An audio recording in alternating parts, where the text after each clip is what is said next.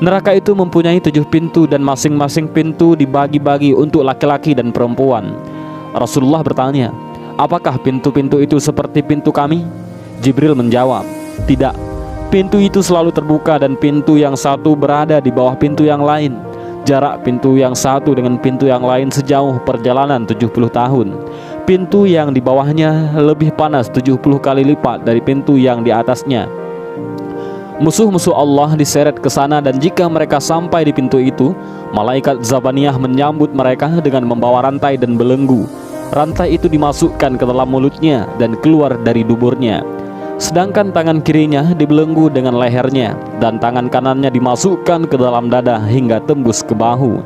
Setiap orang yang durhaka itu dirantai bersama setan dalam belenggu yang sama. Lantas diseret wajahnya tersungkur dan dipukul oleh malaikat dengan palu. Setiap kali mereka hendak keluar dari neraka lantaran kesengsaraan mereka, niscaya mereka dikembalikan ke dalam neraka.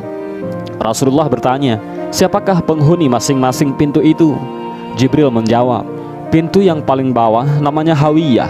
Pintu neraka Hawiyah ini adalah pintu neraka yang paling bawah ataupun yang paling dasar, yang merupakan neraka yang paling mengerikan. Pintu neraka ini ditempati oleh orang-orang munafik, orang kafir, termasuk juga keluarga Fir'aun dalam neraka Hawiyah.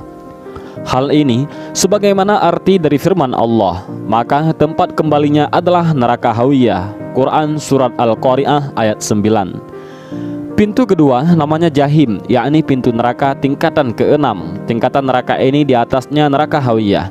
Di dalamnya ditempati oleh orang-orang musyrik yang menyekutukan Allah. Hal ini sebagaimana firman Allah, dan diperlihatkan dengan jelas neraka Jahim kepada orang-orang yang sesat. Al-Quran Surat Asy-Syura ayat 91. Pintu ketiga namanya Sakor, tempat orang-orang Sabi'in, merupakan pintu neraka pada tingkatan kelima. Di dalam pintu itu ditempati oleh orang-orang yang menyembah berhala atau menyembah patung-patung yang dibuat bangsanya sendiri. Tingkatan pintu neraka ini terletak di atasnya pintu neraka Jahim.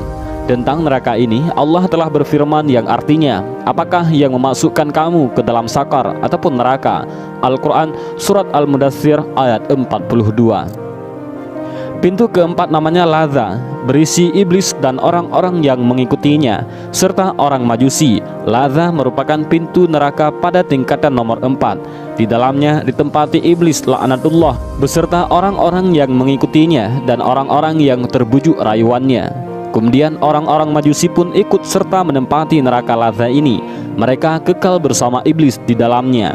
Tingkatan pintu neraka Ladza ini di atasnya pintu